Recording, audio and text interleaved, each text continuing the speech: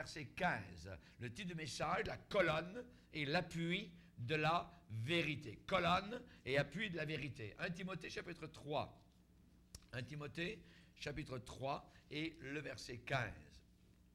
On va lire le verset 14 pour le contexte et on pourra lire le verset 16, mais celui qui nous intéresse, c'est plutôt le verset 15.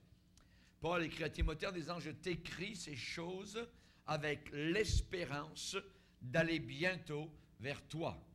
Mais afin que tu saches, si je tarde, comment il faut se conduire dans la maison de Dieu, qui est l'Église du Dieu vivant, la colonne et l'appui de la vérité. Et sans contredit, le mystère de la piété est grand. Celui qui a été manifesté en chair, la version anglaise dit Dieu en chair, justifié par l'Esprit, vu des anges, prêché aux gentils, cru dans le monde, élevé dans la gloire. Amen. Seigneur, te bénissons pour ta parole. Veuille la bénir à chacun de nos cœurs, à l'appliquer, Seigneur, comme une guérison, comme une puissante vérité, Seigneur, et qu'elle soit pour nous, Seigneur, un pain de vie. Au nom puissant de Christ, Amen. Amen. Vous pouvez vous asseoir, frères et sœurs. Alléluia. Ici, dans ce passage, l'apôtre Paul dit comment il faut se conduire, c'est-à-dire l'attitude, la conduite à l'intérieur de la maison de Dieu. Il va décrire cette maison de Dieu qui est quoi, qui est qui? Qui est l'Église du Dieu vivant, la colonne et l'appui de la vérité. Voilà une définition de l'Église du Dieu vivant, que ce soit une Église locale, qu'elle soit une Église nationale, internationale. L'Église de Dieu, de façon générale, c'est la colonne et l'appui de la vérité.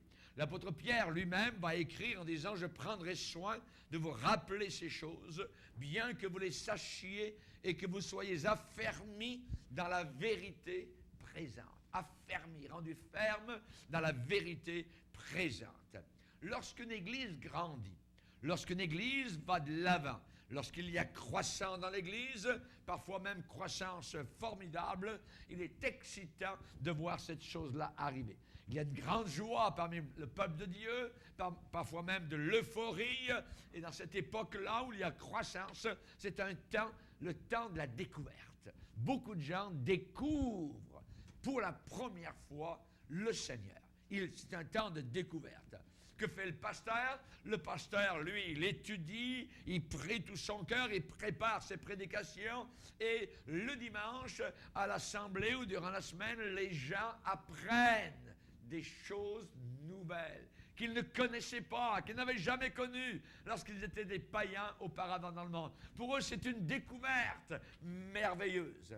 Les gens disent « Waouh, ah, mais c'est merveilleux, nous ne savions pas ces choses-là. Ah, c'est ce que la Bible enseigne. On ne savait pas cela, donc c'est vrai. » Et ils grandissent et ils apprennent des choses. Et l'Église ainsi fait de grands pas de l'avant dans sa croissance spirituelle et dans sa compréhension donc des choses de Dieu.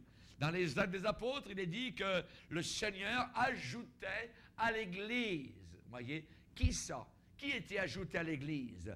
Pas juste des gens ajoutés à l'Église. Le Seigneur ajoutait à l'Église ceux qui étaient sauvés. Ceux qui font partie de l'Église sont des gens sauvés. Ce n'est pas des gens qui viennent, qui s'assoient, qui repartent et qui vont dans le monde et qui ont un cœur mondain, qui sont encore des païens dans le cœur. Non, ceux qui forment la véritable Église sont des gens qui sont sauvés. Le Seigneur ajoutait à l'Église, à l'Ecclésia, ceux qui étaient sauvés.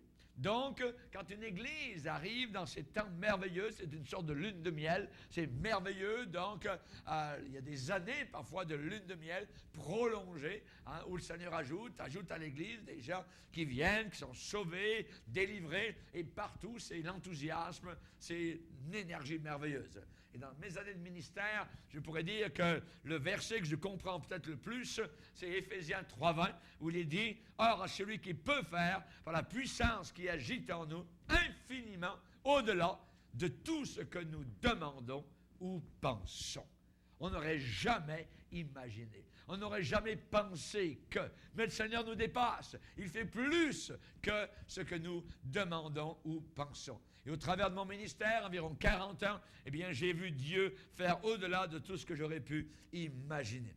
Parfois, les églises semblent toutes suivre un modèle. Et ce modèle est particulier. C'est qu'il y a un modèle qui semble revenir assez régulièrement. C'est un modèle de croissance et ensuite de déclin. C'est ce modèle qui semble arriver. Un modèle de croissance et de décroissance. Comment ça se passe? C'est que la première génération de ceux qui viennent au Seigneur, qui connaissent, qui disent « Ah, c'est ça la parole, c'est merveilleux, on ne savait pas. » La première génération. Donc, ces gens-là, d'une certaine manière, ils ont combattu pour découvrir la vérité. Ils ont lutté pour établir ensuite la vérité dans leur cœur, pour asseoir, pour bâtir leur vie chrétienne. Et pour eux, ça a été un temps de découverte. Un temps de découverte, de recherche, de révélation, d'étude de la Bible, voyez. Donc, ça a été un temps, une sorte de construction, comme Néhémie a construit les murailles de Jérusalem. Ces gens-là ont construit leurs murailles, ils ont bâti leur vie chrétienne, ils sont forts contre les loups, les renards, et ils ont vraiment compris. C'est la première génération. C'était des païens, et ils sont venus du paganisme, venus de la maison de Dieu, et ensuite ils ont découvert, ils ont recherché, ils ont eu des révélations dans la parole de Dieu, et ils ont eu le temps d'appuyer solidement leur base chrétienne et l'implantation donc des fondations solides. Ces gens-là, les tempêtes sont venues, les faux prophètes sont venus, des faux mouvements sont venus, mais ils sont restés fidèles au Seigneur. Ils n'ont pas bougé, ils n'ont pas, je dirais, parti en éclats parce qu'ils étaient bien fondés. C'est ce que Jésus a dit dans Luc chapitre 6, où il déclare « Je vous montrerai à quoi ressemble un homme qui vient à moi, qui entend mes paroles et qui les met en pratique. » Et au verset 48, il va dire « Il est semblable à un homme qui bâtissant une maison, a creusé bien en avant, et il a posé le fondement, la fondation sur le roc. Une inondation est venue. Et le torrent s'est jeté contre cette maison sans pouvoir l'ébranler, parce qu'elle était bien bâtie, bien bâtie. Voyez? Donc cette première génération, certaine manière de chrétiens, eh bien, ils ont fait cela. Ensuite est arrivée la deuxième génération. Voyez? Une deuxième génération, qu'est-ce qu'ils ont fait, cette deuxième génération? Ils ont combattu pour maintenir la vérité. Voyez? Pour garder la vérité et la proclamer. C'est-à-dire que les choses qui avaient été apprises, eh bien maintenant, ont commencé à être écrites dans des livres, à être mises sur DVD, sur CD. Il a pu y avoir des cours bibliques, même, des choses semblables. Ensuite, cette deuxième génération, on a commencé à former des hommes au pastorat, voyez, pour qu'ils aillent loin, voyez, pour qu'ils puissent enseigner à d'autres personnes. Il y a eu formation. Et ensuite, donc, cette deuxième génération a partagé avec d'autres pasteurs ce que nous connaissons. Ensuite est arrivée la troisième génération. La troisième génération dans une église ne se soucie pas de grand-chose. La troisième génération ne se soucie pas de grand-chose. Pourquoi? Parce qu'ils n'ont pas participé au combat des deux premières générations. Oui. Ils n'ont pas participé. Ces gens-là n'ont pas besoin de ramer. Ils n'ont pas besoin de combattre. Tout est fait, tout est établi, voyez. Et ces gens-là, généralement, ne voient aucun péril, aucun danger nulle part. Ils se laissent comme porter, voyez, par le courant, par les autres, par ce que les autres ont obtenu, ont gagné au prix de recherche, au prix de prière, ainsi de suite, voyez. Cette troisième génération se laisse porter. Et ils ont tendance à prendre les choses pour acquis, parce que ces choses sont déjà établies, donc il n'y a pas besoin, ils n'ont pas besoin vraiment de les découvrir, hein, c'est déjà. Mais ça, cette troisième génération m'effraie beaucoup. Cette troisième génération me fait peur. La Bible dit dans Hébreux 2, verset 1er, nous devons d'autant plus nous attacher aux choses que nous avons entendues, de peur que nous soyons emportés loin de ces choses-là.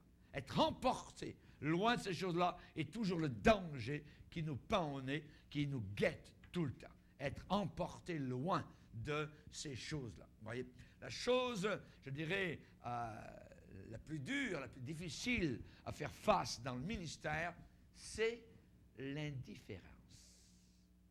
Et c'est la chose la plus dure à vous aussi, qui combattez, voyez, qui luttez, qui êtes sérieux avec Dieu, l'indifférence. Ça brise le cœur de savoir que ceux qui n'ont pas participé à la construction, à l'édification de l'Église, ont tendance à tout prendre pour acquis.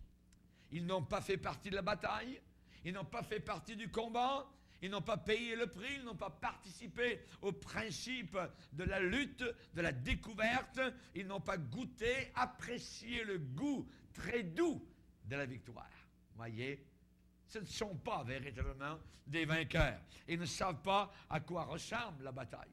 Ils ne bataillent pas, ces gens-là. Voyez, c'est des chrétiens, voyez, mais ils n'ont pas participé à l'enracinement de la vérité, à l'établissement de la vérité. Donc, ils sont bien souvent incapables d'apprécier ce que Dieu a fait. Mais pour nous, c'est bien différent. Nous sommes comme ceux qui font un rêve, voyez. Nous sommes comme ceux qui sont bénis de Dieu. Dieu ramène nos captifs.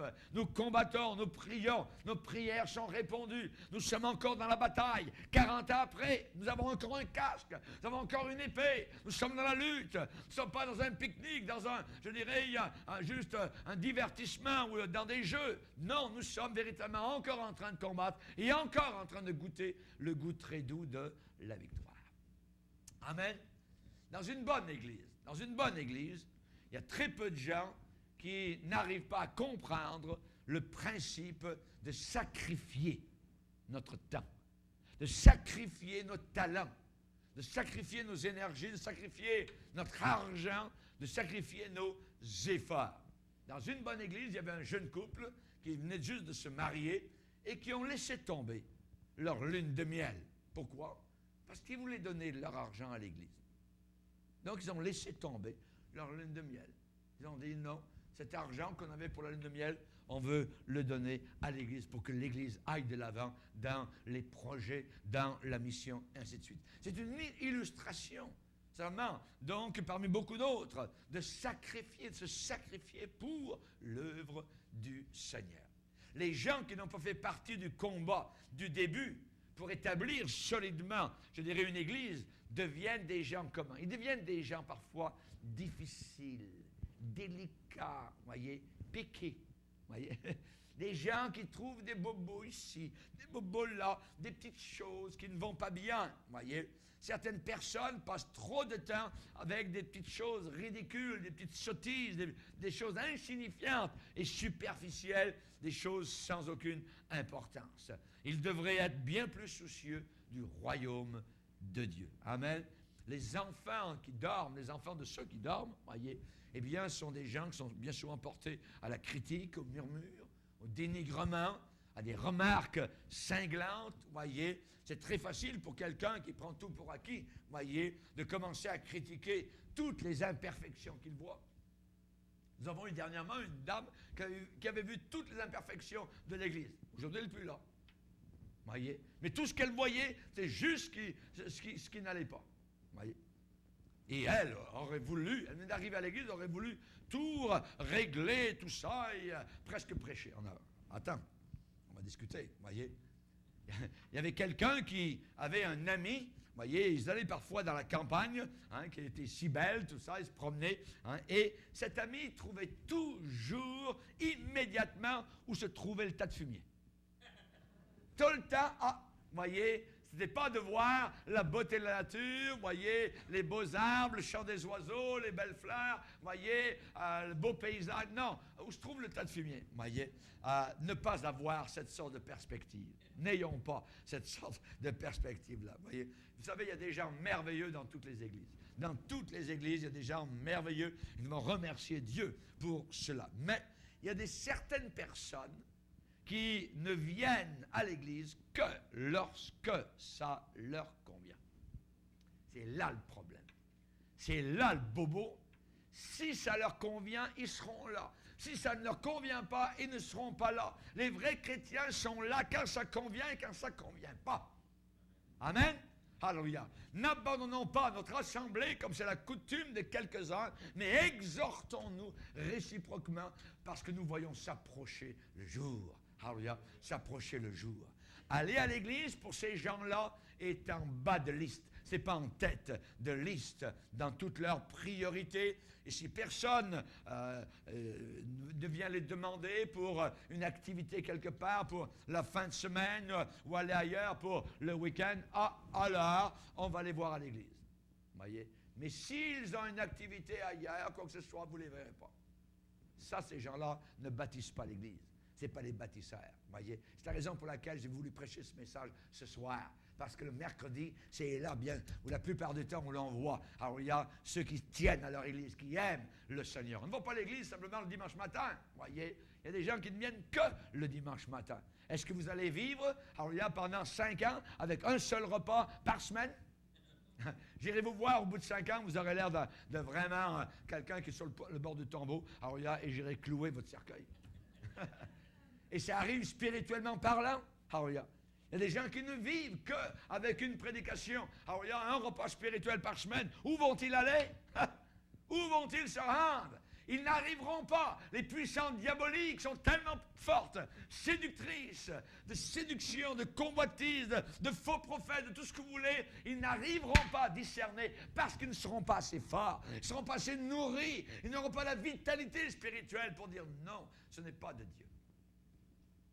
Chers amis, ces gens-là ont besoin de consécration. Il y a certaines personnes qui ne viennent pas le dimanche soir, ils pensent qu'une seule prédication par semaine fera l'affaire. Ouais. On devrait donner à ces gens-là 200 prédications en une semaine. Pour les secouer, pour les ébranler, voyez, les secouer dans leur faiblesse, dans leur léthargie, dans leur indulgence, dans leur satisfaction personnelle. Il y a certains qui pensent que le prédicateur qui est en avant, alors c'est une sorte d'acteur, comédien, voyez. Ah, lui, c'est son boulot, voyez. Non, voyez. Et ils pensent qu'étant assis, ils doivent être les critiques du pasteur. Voyez. Non, ils ne savent pas que ce sont eux, les acteurs, et que le prédicateur, comme dans une scène, c'est celui qui est comme le souffleur. Quand la personne est sur la scène, là, puis un blanc de mémoire, c'est plus son texte. Alors, il y a un trou à côté dans la scène, puis le gars est en bas, puis là, il lui répète son texte. Le prédicateur, c'est le souffleur. C'est lui qui répète le texte aux acteurs. C'est lui qui leur fait souvenir ce qu'ils ont oublié. C'est la raison pour laquelle Paul dit, je ne sais de vous répéter ces choses. Pierre va dire, je vous tiens en éveil par ces choses. Je vous avertis. Parce que, pourquoi c'était important. La vérité, c'est ça qui nous tient debout. Et on a besoin de l'entendre, de la réentendre. Alléluia. Que Dieu soit glorifié. Attention, aller à l'église, seulement s'ils croient qu'ils peuvent en tirer quelque chose. Il y a des gens qui vont à l'église juste pour en tirer quelque chose pour eux.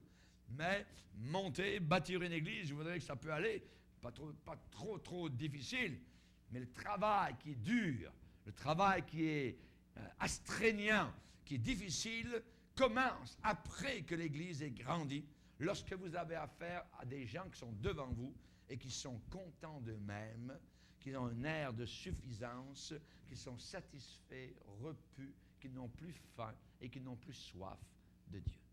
Ça, c'est un défi inimaginable. Jésus a dit, heureux ceux qui ont faim et soif de Dieu.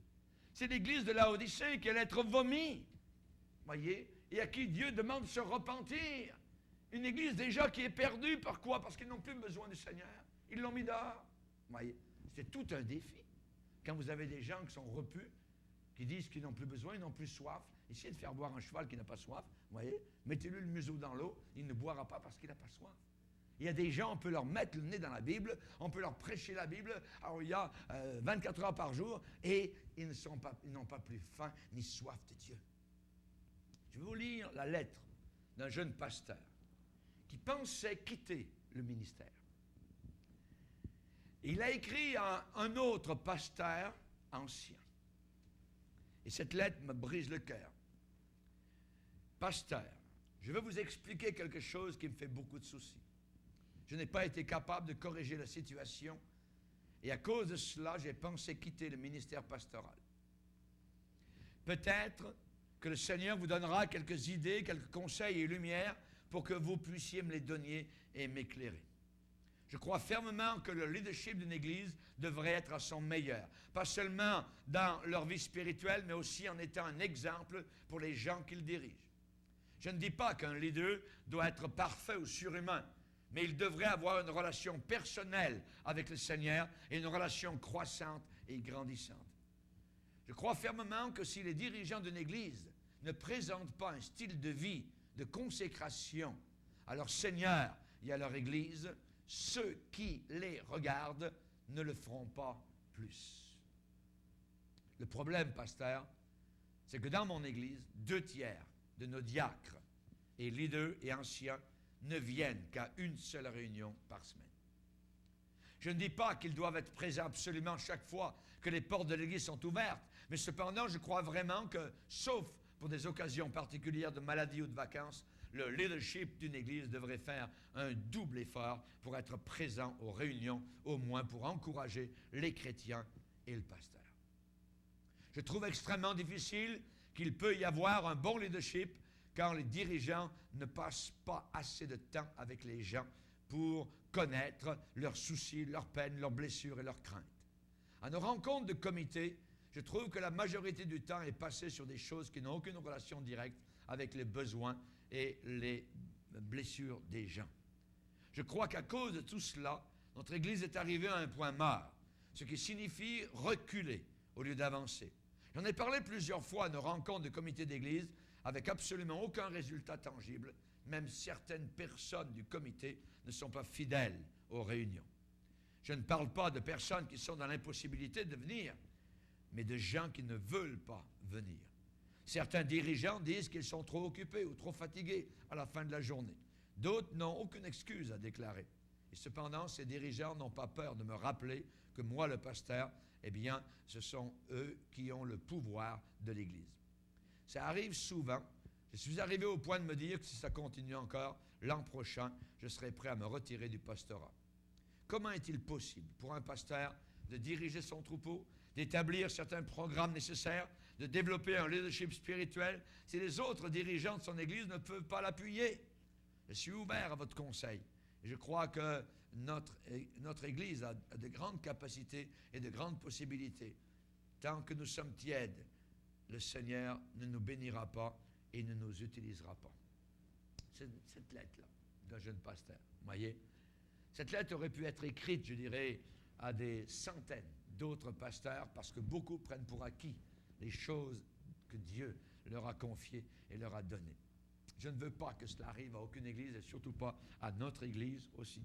Je ne veux pas que nous, les gens d'Église, nous puissions oublier le Seigneur.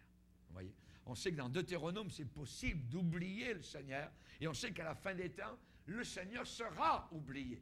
Quand je reviendrai, trouverai-je la foi sur la terre? Alors nous laisser tirer dans ce siphon? Non. Dans Deutéronome chapitre 8, on va le lire.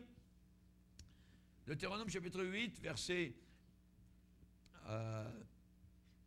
11.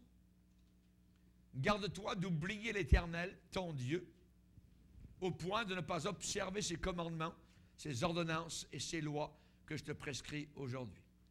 Lorsque tu mangeras, te rassasieras, lorsque tu bâtiras, que tu habiteras de belles maisons, lorsque tu verras multiplier ton gros et ton menu bétail, s'augmenter ton argent et ton or, s'accroître tout ce qui est à toi, prends garde que ton cœur ne s'enfle et que tu n'oublies l'Éternel, ton Dieu, qui t'a fait sortir du pays d'Égypte. Ensuite, il est dit, verset 17, « Garde-toi de dire en ton cœur, ma force et la puissance de ma main m'ont acquis ces richesses. Souviens-toi de l'Éternel, ton Dieu, car c'est lui qui te donnera de la force pour les acquérir, afin de confirmer, comme il le fait aujourd'hui, son alliance qu'il a jurée à tes pères. » Verset 19, « Si tu oublies l'Éternel, ton Dieu, et que tu ailles après d'autres dieux, si tu les sers et te prosternes devant eux, je vous déclare formellement aujourd'hui que vous périrez. Donc on voit que le Seigneur ne veut pas, évidemment, que nous puissions oublier le Seigneur et sa maison et son œuvre. Amen. Je veux que dans l'Église, nous puissions continuer à craindre le nom du Seigneur. L'apôtre Pierre a écrit, spécialement à son assemblée, aux chrétiens, et dans 2 Pierre, 1er chapitre, verset 12, il va dire, « Voilà pourquoi je prendrai soin de vous rappeler ces choses, bien que vous les sachiez, que vous soyez affermis dans la vérité présente. » Pierre avait reçu un très haut appel donc de Dieu, et il ne voulait pas agir comme un irresponsable par rapport à ce qu'il faisait donc des biens du Seigneur, la façon avec laquelle il gérait donc les biens du Seigneur. Jérémie 47 déclare, « Maudit soit celui qui fait avec négligence l'œuvre de l'Éternel. » Faire avec négligence, voyez. Nous devons toujours servir Dieu avec joie. Amen. C'est terrible, Dieu condamne ceux qui le servent, mais qui ne le servent pas avec joie. Et on sait qu'il y a des malédictions dans Deutéronome parce que tu n'as pas servi l'Éternel, ton Dieu, avec joie, pendant qu'il te bénissait, alors tu le serviras dans la tourmente, ainsi de suite. Voyez, on sait qu'il y a toutes sortes de choses qui arrivent à ces gens-là qui ne veulent pas le servir de bon cœur, voyez, hein, avec un grand cœur, avec joie. Donc, on sait qu'on a besoin de continuer à le faire. L'apôtre Pierre avait reçu cet appel et il voulait avertir les chrétiens. Je prendrai soin de vous rappeler ces choses. Voyez, de les ramener à votre souvenir, voyez, de vous en reparler, hein, bien que vous les sachiez, vous les connaissez, mais il est bon de les réentendre. Alléluia, gloire au Seigneur, de les réapprendre, de les revoir encore peut-être sous un nouvel angle, et spécialement sous l'angle à l'ombre de la fin des temps. Nous sommes parvenus à la fin des temps. Et les choses de Dieu, nous devons bien y faire attention, alléluia, parce que nous sommes parvenus à une époque terrible. Paul a dit à Archippe, prends garde au ministère que tu as reçu dans le Seigneur afin de le bien remplir. Amen. Nous avons reçu, alors il y a quelque chose de Seigneur pour le servir, alors que nous puissions bien remplir, amen, notre travail, alors il y a pour le Seigneur.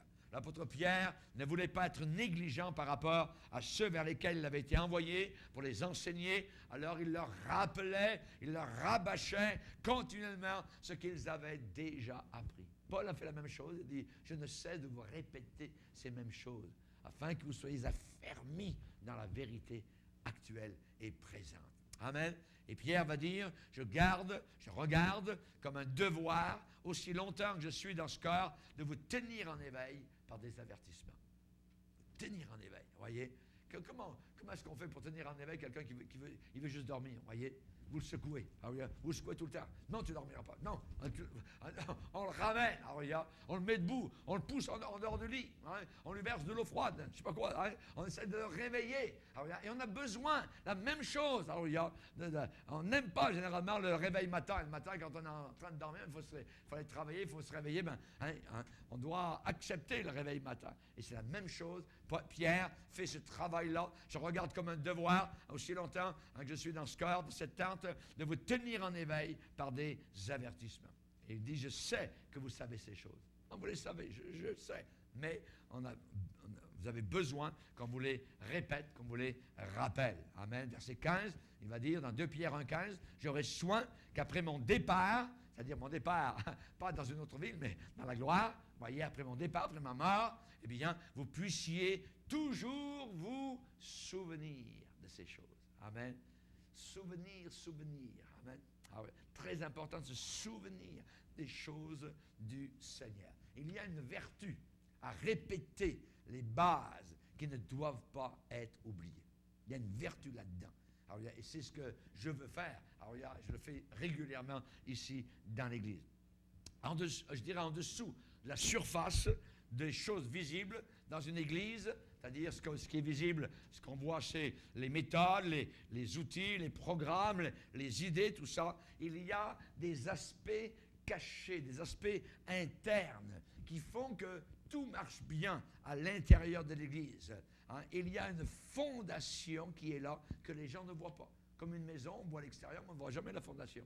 Oui. Mais on la voit qu'elle est solide lorsqu'il y a tempête. lorsqu'il y a tempête, c'est là où l'on voit et on sait que notre Église a été ballottée. Alors le diable nous hait d'une parfaite haine. Il a essayé de nous détruire à plusieurs reprises. Il n'a jamais réussi. Pourquoi? La fondation. La fondation est bonne, la fondation est solide. Alléluia. Les vents se jettent contre nous. Alléluia. Les torrents essayent, mais on est là, alléluia, par la grâce de Dieu, à cause des fondations et des fondements. Amen. Gloire au Seigneur. Les gens peuvent voir une église qui fonctionne très bien, mais ce qui est derrière la scène a besoin d'être compris. Ce qui est invisible a besoin d'être compris. Vous savez que l'église souvent est imagée, symbolisé par un corps, avec une tête, des bras, des mains, des pieds, voyez, des oreilles, des yeux. Hein? L'Église est un corps. Et Paul va la comparer, donc il va employer ce langage, cette image, dans 1 Corinthiens 12. Il va dire, vous êtes le corps de Christ.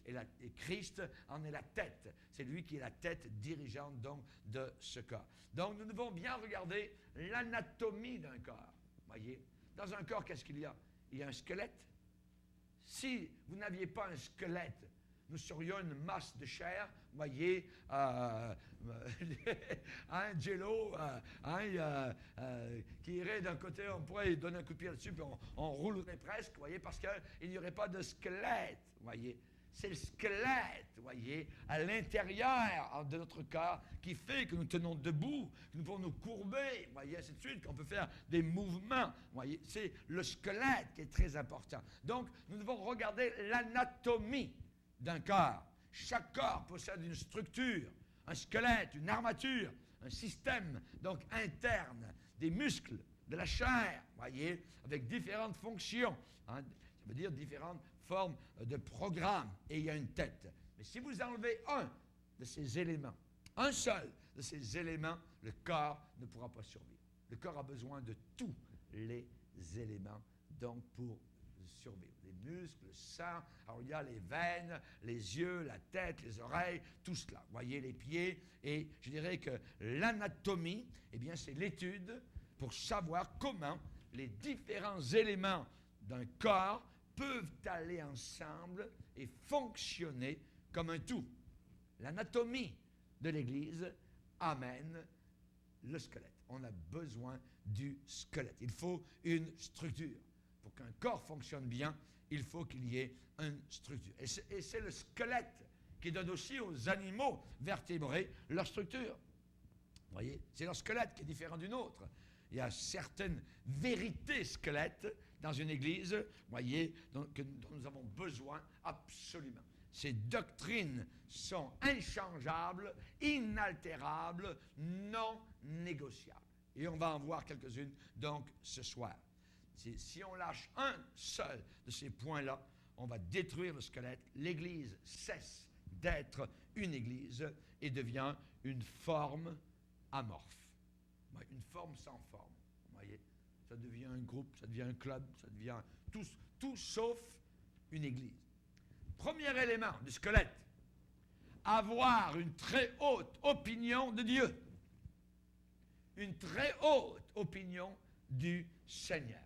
Une estime de Dieu très élevée, une idée, une estimation du Seigneur très haute. Nous devons l'avoir en très haute estime. Ça veut dire le connaître.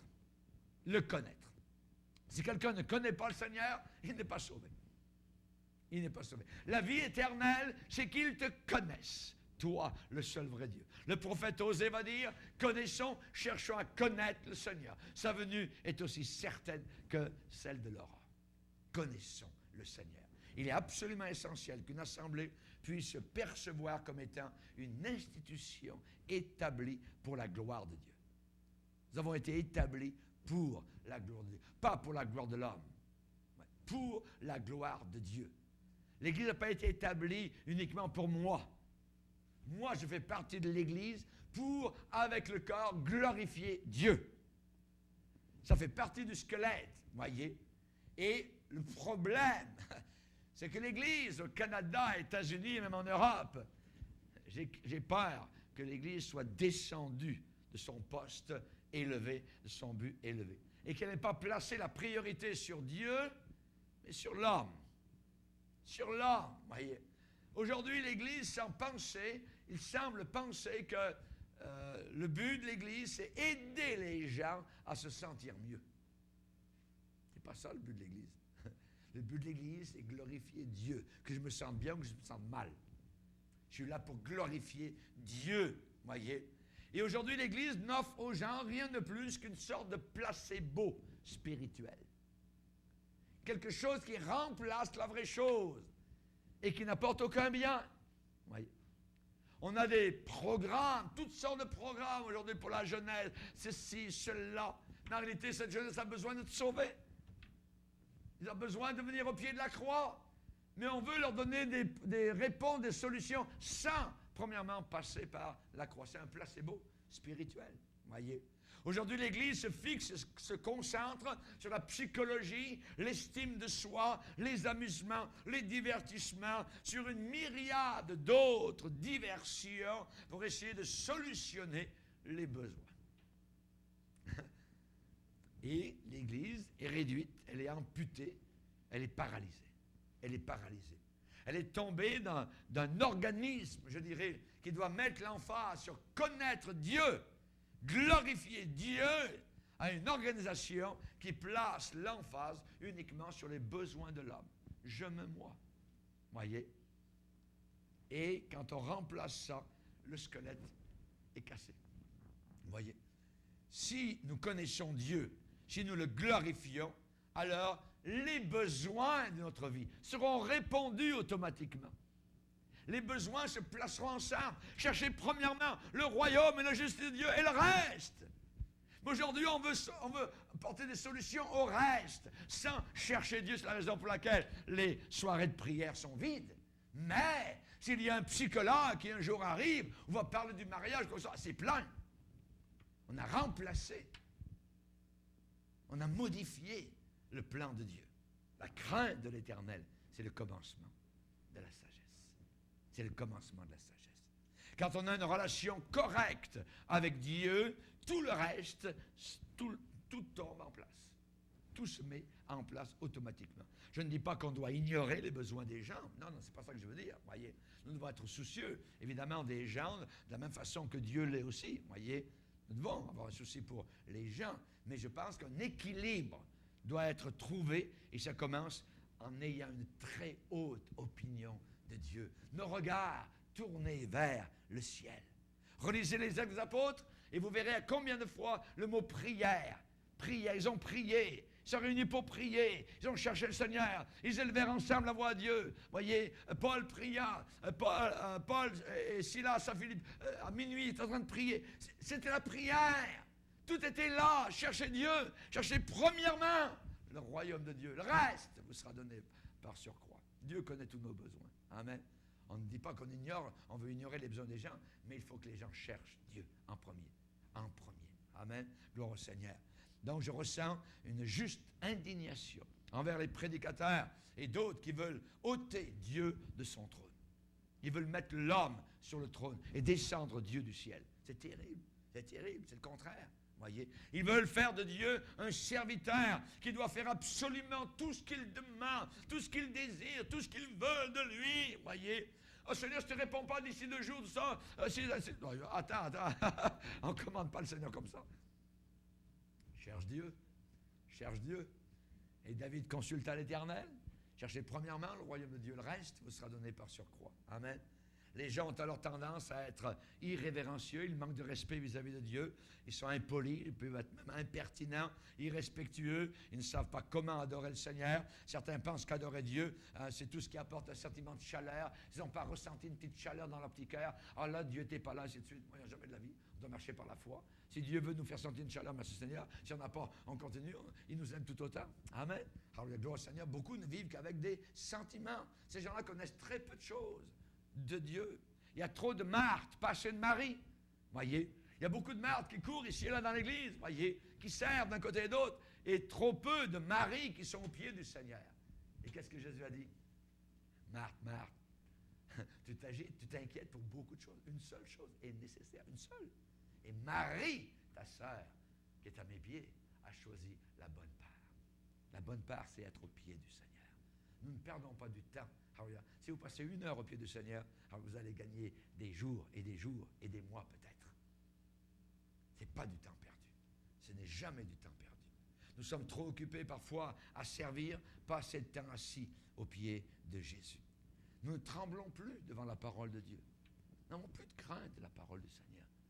Notre cœur s'est endurci. Les premiers chrétiens, on les appelait en grec les phobouménoi. Ça veut dire les tremblants de Dieu, les craignants Dieu. Et on a, dans Ésaïe 66, où Dieu va dire, voici sur qui je porterai mes regards, sur celui qui souffre et qui a l'esprit abattu, sur celui qui tremble à ma parole. Sur celui qui tremble devant ma parole. C'est quand la dernière fois on a tremblé devant la parole du Seigneur? Ne nous lassons pas, alléluia, de lire les Écritures avec respect, avec honneur, alléluia. Ne nous laissons pas, je dirais, prendre par une léthargie, une satisfaction personnelle. Il faut vouloir être confronté par la sainteté de Dieu. Seigneur, viens à moi avec ta sainteté et ta gloire, que je me sente comme des grains de poussière. Seigneur, je veux voir ta gloire, que je me sente vraiment minable. Alléluia. Quand Ésaïe, le grand prophète de Dieu, qui marchait dans la sainteté de Dieu et qui a vu Dieu dans Ésaïe 6, à Jérusalem, dans le temple, il dit, je suis perdu. Je suis perdu. Il s'est vu pécheur, le pire des pécheurs, quand il a vu la sainteté de Dieu. Il a vu Jésus assis sur un trône très élevé et des anges, des séraphins qui étaient autour de lui, qui criaient, Saint, Saint, Saint, et l'Éternel des armées. La terre est remplie de sa gloire. Je suis perdu. Je suis perdu. Voyez. Seigneur, confronte-nous par ta sainteté. Confronte-nous par ta sainteté. Mets-nous face à face avec notre nature pécheresse pour que tu puisses nous utiliser pour ta gloire. Quand une personne meurt et que ça ne nous plaît pas, un frère ou une sœur ou quelqu'un d'autre, voyez, quand une personne meurt, parfois on a la tendance de dire, mais comment Dieu a-t-il pu laisser arriver cette chose-là? Est-ce que nous, grains de poussière, pouvons juger Dieu? Ce qu'il fait? Voyez? Non, voyez. Nous n'avons aucun droit de demander ça. Aucun droit. Nous devrions nous poser un autre genre de question. Nous devrions nous dire, pourquoi, Seigneur, suis-je encore vivant? Pourquoi suis-je encore vivant?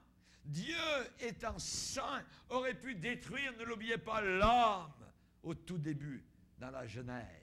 Adam, quand il est tombé dans le péché avec sa femme. Eh bien, juste parce que Dieu est plein de grâce envers nous. Alléluia.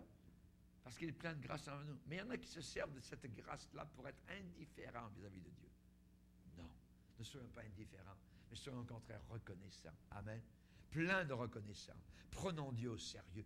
Aujourd'hui, vous allez dans des librairies chrétiennes au Canada, je ne sais pas trop ailleurs, mais la grande majorité des livres écrits aujourd'hui s'attaquent seulement à des problèmes insignifiants.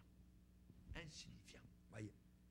Mais pendant des époques précédentes où l'Église était très, très sanctifiée, les chrétiens avaient très peu de livres à lire. Les livres qu'ils avaient leur disaient comment avoir une relation intime, personnelle avec Dieu. C'était juste ce genre de livre-là. Mais la plupart des livres aujourd'hui n'en parlent même pas. Oui, ils n'en parlent même pas. Dans un rapport sur tout le continent nord-américain, sur les pasteurs, la plupart ressentent qu'ils auraient besoin de plus d'outils par rapport au domaine familial. Mais malgré tous les livres disponibles sur le sujet, c'est encore un domaine où les leaders chrétiens ont besoin de plus d'aide. La réponse à cela, ce n'est pas d'écrire encore plus de matériel sur la famille. Le problème, c'est que les gens ne prennent pas suffisamment Dieu au sérieux pour marcher avec lui. C'est tout. Ils ne prennent pas Dieu au sérieux. Si on enseignait aux familles à avoir une opinion très haute de Dieu, on n'aurait pas autant de problèmes familiaux à l'intérieur de l'Église. Quand on dit que ici en Amérique du Nord, le taux de divorce est égal, et dans certaines églises, le taux est plus élevé que celui dans le monde païen. On a un problème. C'est qu'on est comme les païens. C'est qu'on est devenu comme les païens. Voyez. La Bible dit, approchez-vous de Dieu et il s'approchera de vous. Hein? Aimeriez-vous passer votre vie plus près de Dieu? Plus proche de Dieu? Que Dieu soit plus proche de vous? Si vous venez très proche de Dieu, il viendra proche de vous. Certains disent, oh mais pasteur, attention, très proche de Dieu, plus je m'approche de Dieu, plus je deviens nerveux. Peut-être, voyez. C'est pourquoi Jacques va dire, nettoyez vos mains pécheurs, purifiez vos cœurs, hommes irrésolus, sentez votre misère, humiliez-vous devant le Seigneur et il vous élèvera. Ne parlez pas mal les uns des autres, frères. Plus vous approchez de Dieu, plus vous voyez votre propre péché. Amen. Quand vous humiliez devant le Seigneur, il vous élèvera. On doit prendre Dieu au sérieux, l'exalter. Amen. Nous ne voulons pas avoir une église centrée sur l'homme. Hein? Non, nous devons toucher les autres avec l'amour de Jésus-Christ. C'est Dieu qui doit être le centre de notre adoration. C'est Dieu qui doit être le centre de notre église. C'est lui qui doit être le focus de notre vie. Amen. Que Dieu soit béni. Je vous dirai les autres choses. Vous voyez, mais le temps est court. Nous devons absolument avoir et reconnaître l'autorité absolue des Écritures. Pour le squelette. Un autre point, nous devons aimer la saine doctrine et se faire enseigner selon la saine doctrine. Nous devons vivre une sainteté personnelle obligatoire. On ne peut pas aller se folâtrer dans le monde et avoir la bénédiction de Dieu, c'est impossible. Et nous devons aussi, enfin, reconnaître l'autorité spirituelle, pastorale que Dieu a établie sur l'Église. C'est obligatoire. Amen. Père, nous te bénissons. Nous te remercions pour encore, Seigneur, ce que tu nous as dit ce soir. Nous voulons te reconnaître, Seigneur, dans ton autorité absolue, Seigneur, et véritable. Tu es le Dieu de notre salut. Tu es celui qui nous a appelés, Seigneur, à une communion avec toi. Nous ne voulons pas avoir peur, Seigneur, de marcher avec toi. Seigneur Jésus, nous voulons purifier nos cœurs. Nous désirons nettoyer nos mains, Seigneur. Nous voulons sentir notre misère. Nous voulons nous humilier devant toi. Nous ne voulons pas des cours un peu plus sur ceci et sur cela, sur la famille ou cela, ou sur les enfants. Nous voulons te chercher, Seigneur. Nous voulons te prendre au sérieux. Nous voulons passer du temps avec toi. Nous voulons fermer la porte sur le monde et nous tourner dans notre chambre personnelle vers ta présence glorieuse. Et le Père qui voit dans le secret nous le rendra. Merci, Seigneur. Bénis ton Père, bénis ton Église, bénis tes enfants, Seigneur. Aide-nous à être, Seigneur, de ceux qui découvrent la vérité, de ceux qui aiment la vérité, de ceux qui mangent la vérité, ceux qui se nourrissent de la vérité. Dans le nom de Jésus. Amen. Et tout le peuple dit Amen. Gloire à Dieu. Que Dieu soit béni. On va se lever ensemble.